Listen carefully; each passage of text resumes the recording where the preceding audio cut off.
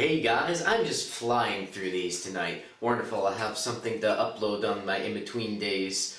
I'm gonna wear a different sweater or something next time just to switch things up. I recorded these out of order. Wow. This time, guys, we're showing off the fourth Nintendo console. First there was the NES, then there was the SNES, then there was the grand green monster itself, the Nintendo 64, and now we have, from the mid-2000s era, the GameCube. The Everything Nintendo Facebook page's members' favorite, the Nintendo GameCube, and honestly, deservedly so. I think there's a YouTube channel called Arlo. He became popular after he appeared on Noggin on Luxton's channel. And he called it the little purple lunchbox that could. I've always loved that phrasing of it. Salute to Arlo. There's a YouTube channel, Game Commentary, where he has this like blue puppet thing that he pretends to be him. It's kind of amusing, this is funny in its own way. Arlo, I love you. Anyway, this is the little memory card I had for it. You can't use a memory card for the GameCube and one for the Wii at the same time. It has to be different. They have to be formatted differently. I say this because I often play GameCube games on the Wii, and I have to have a memory card to do that, because if you play GameCube games on the Wii, it can't save to the Wii. You have to get a separate memory card, and it can't be the same as your regular GameCube memory card. So just keep that in mind. So if you have game data that you played on the GameCube, you can't then go bring that memory card to the Wii and start playing where you left off. So don't mind that. And Zop 1, you probably thought I played it on the GameCube, or you might have. Well, if you didn't watch the first part of that LP, you thought I might have. But I actually played it on the Wii. But let's save that for a minute from now. Here's, of course, the video cable, the RCA, the component, whatever you want to call it. The power brick. Look at these later. These are original GameCube controllers, and I have found very often over the past year and so of owning this and of having GameCube controllers for the Wii, there is no substitute for an original GameCube controller. All this third-party nonsense, which I'll show you when I show off the Wii, because I have some of those. So these third-party GameCube controllers, well, without the label, same setup, but they are really fragile.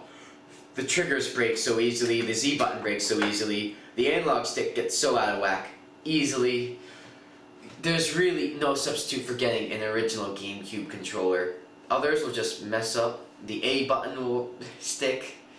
I've had so many problems with GameCube controllers, you have no idea. It didn't help that my friend Nick, who used to work with me, and was my first candidate actually for my guest of ZALP2. Of course, he didn't make it for reasons we don't have to discuss. But he's broken a number of my controllers. To be fair, I've broken a number of my own. But that aside, we also have these, which I recently acquired and haven't really used or even tested. Now that I think about it, these are wireless controllers. So basically, what happens is you plug in one of these bad boys, and the wireless controller talks to this. You plug it into the controller port, and you can play without that cord. I've never even tested these. A coworker of mine at my school job handed it over to me. Adam, thank you very much. And funny story, he was a later candidate for Star Wars Battlefront 2 who also didn't make it. He works in the same office as me and Richard, one of the candidates that did make it to ZALP2, Star Wars Battlefront 2. Thank you for the peripherals. He also gave me this microphone peripheral. Some games have a little thing you can use for it. I've never used it. I don't think I have a game that uses it, and I probably never will use it, but hey, I have it. I mean, it's an interesting little peripheral, an interesting little piece of time. Hardware from the past, I find that interesting, personally. But enough of that. We've gushed about the little purple lunchbox that could. Salute to Arlo again, don't sue me. Does he have that phrase copyrighted? Can someone check? Let's get into the games, the real reason we're here. Hey, we are.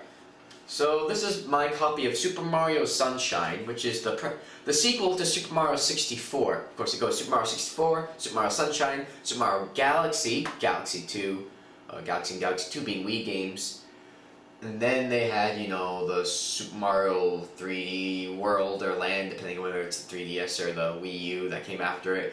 And now they're going to have Super Mario Odyssey for the Switch. So this is the second game in that kind of series there. Really embarrassing. I played Super Mario 64, 100% in it, loved it. We'll definitely do it in an LP later. Played Galaxy 2, fell in love with those two games. We'll definitely do LPs of both of them. And actually, ZALP 5 is Super Mario Galaxy. If I didn't announce that already, I'm sure I probably did, but hey, what do you know? This game, I actually haven't played it. Can you believe it? The game in the middle there. I definitely will. I hear it's very good, although it does lack of diversity of landscape. It's all beaches, but I'm sure it's still wonderful. I played it for a little bit just to test it out, but I didn't go too far in it because I didn't want to spoil it for myself. And here we have, oh god, this game. You know what? If I had to assign, yeah, I'm going. This is my favorite GameCube game. I'm just going to say right now. This is Paper Mario 2, The Thousand Year Door. As you know, ZALP 3 is the Nintendo 64, the predecessor to this game, the first Paper Mario game. This game, holy smokes, did it really... It improved a lot. And while Paper Mario 1 still might be in the running for my favorite, just because of nostalgia, when I played this game for the first time, my freshman year of college, I was just smoked by the amusement of the story and the characters and the game and the interactions. There's so much in this, and I just find hilarious the fact that it is a kid's game, and yet in the middle of the main square there's a fucking noose. It's great. I love it. It's my favorite part. Anyway, we have the case, we have the instruction booklet, we have a little note to myself to have a little joke in the first video for when I eventually do the ZALP, which will happen, and we have the game, of course. So that's Paper Mario TTYD, The Thousand Year Door. A indispensable part of my GameCube library, which is small now that I look at it. Two of these games are copies, by the way. And then we have good old ZALP 1, ZALP 1, Sonic Adventure 2, Battle. Or as I said in the intro, I think I said in the intro, Battle. Something like that. Here's the case, yes. I did not play the original Dreamcast version for my LP. I got this for my 19th birthday. I don't even have the instruction booklet, but hey, you know, can't have everything in life. Yeah, so this is what I use for ZALP 1. And my first time playing the GameCube version and learning its differences from the original and the intricacies of it was when I recorded ZALP 1. That was my first. I went into it dry, or wet, or however you say. I think it's dry. Rambling as usual. So you can plug your Game Boy Advance into this using some sort of cable I don't own to do some sort of special thing with your child. It can raise its stats a little bit. I never did it, never bothered, probably never will. Who knows though. Anyway, and here is a really rare one. This took me such time and such trouble to get my hands on. You have no idea, and I really don't know which one of these is the working copy. One of these is working, one of these is not. It's Super Smash Bros. Melee, everyone. The second of the Super Smash Bros. Series. Obviously, the first one was Super Smash Bros. 64. The third is Smash Bros. Brawl, which I'm still in the process of 100%ing. This one is by far the majority of Nintendo fanboys' favorite. I played around in it. I do like it. I can understand why people like it a little more than Brawl. They say Brawl is a little too floaty, and they don't like the tripping, and they don't like all this other stuff about Brawl. I don't mind Brawl, personally, but I can see why people would prefer Melee. So this game, right, obviously it took me 2 tries to get, bought a used version, didn't work. I guess I didn't return it because I was an idiot. I bought another copy. I think I waited too long to return it because I was trying to get it to work. I was testing it on the Wii too. I don't know what was going on with me at that time, but hey, I even have the instruction booklet, so that's good because this game's so rare. I don't even know if I get it. I probably had to spend like $70, $80 to get it too. I got it like a year or 2 ago. I think it was just a year ago. Very good game. I haven't 100% in it. I played around with it a little bit. not nearly as much as I should have, for how beloved it is. Anyway, that is my GameCube and GameCube library. I hope you all enjoyed this video. Join me next time. I'll do the Wii at some point, and I'm gonna record the Nintendo 64 one now because I forgot to do that. If you didn't notice, I'm recording all of these in one night. I just gotta change up my clothing a little more, make it a little more interesting. I can't change up my hair like I do for Zelp intros because, again, this is one night. I am gonna get a haircut tomorrow though. This needs to go. I mean, it's fun to a point, but when you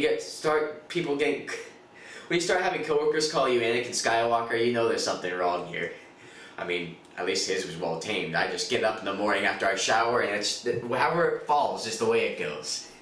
So I'll see you all for the next one of these wonderful interim videos. Join me next time for some more hardware, some more library, and some more ranting and rambling about my favorite parts of these wonderful games. Adios. Thanks, Arlo, for the one-liner about the purple lunchbox.